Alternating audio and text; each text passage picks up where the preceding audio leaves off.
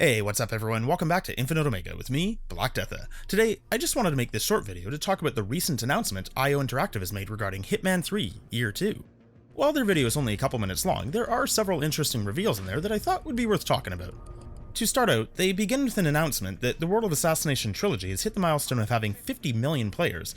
Obviously, this would be calculated across the 3 individual games across multiple platforms, but given that Hitman is a little more niche than say something like Call of Duty, that's quite an impressive number. And for Hitman fans, it is nice to see that the games we all love are doing well. So yeah, congratulations IO, well done. From here, they go on to talk about some of the updates we can expect from Hitman 3 in 2022, including ray tracing support for the PC, as well as PC VR support, something previously exclusive to the PlayStation VR for the past year. Target down.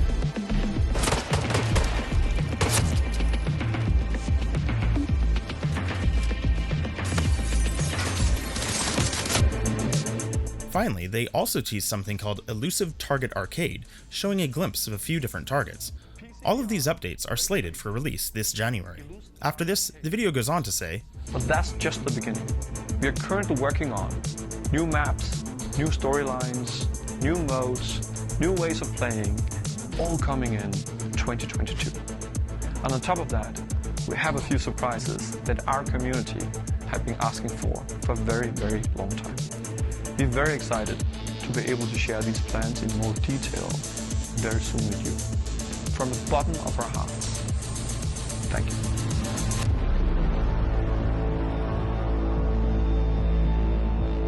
you. Lastly, we are shown a little teaser for what looks like a new location, slated for release in the spring of 2022, followed by a message indicating that there will be more revealed this January.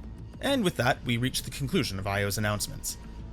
And I gotta say, at this point, I'm pretty optimistic about this. Year 2 is already sounding like it could be a lot better than Year 1.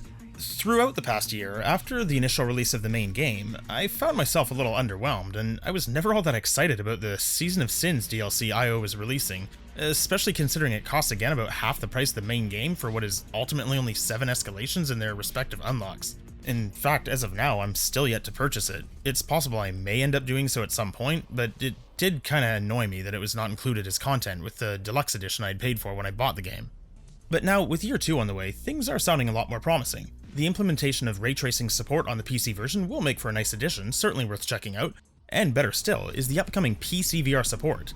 I was initially excited, and then immediately disappointed last year when it was announced Hitman 3 would support VR, but that feature would be a PlayStation exclusive, which was fantastic news for me as I play Hitman on Xbox and PC, and I don't even own a PSVR.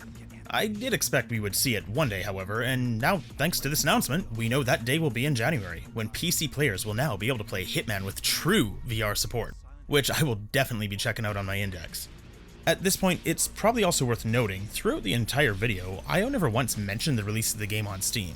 For those that don't know, last year, much to the disappointment of many fans, IO signed a 1-year exclusivity for the PC release of Hitman 3 on the Epic Games Store. This decision was certainly met with some anger from the fans, and while I was disappointed as well, I also kind of understood why IO might have accepted that deal. With Hitman 3 they had gone independent as a developer, so the money Epic offered them for exclusivity was, at least from a financial perspective, probably an offer they couldn't refuse. But the good news is that 1-year exclusivity will be coming to an end in January, and although a Steam version was not officially referenced in the video, I'd imagine they're simply not allowed to talk about it yet due to the Epic deal still being in effect. But I'd also be quite surprised if we don't see an announcement for a Steam release once January rolls around. Anyway, the next thing on the list I found particularly interesting is the Elusive Target Arcade. Now, obviously we don't really know what that is at this point, although we can speculate. Ever since the first Hitman, fans have been asking for a way to replay elusive targets, with many hoping that after the game had finished releasing the new targets, the past ones would be unlocked again, permanently. But it always seemed like those hopes were falling on deaf ears over at IO. Well, that is, at least until now. It seems likely this will allow players to replay, hopefully, all previously released targets. What would really make things interesting is if we have customization options on how to replay targets, like maybe an option to take all targets who appear on the same map and load them into one mission all at the same time, sort of like Frankensteining together our very own combo like IO did themselves with the Deceivers. That could end up being particularly crazy on the Paris and Sapienza maps, as both of them had a ton of targets in the first Hitman.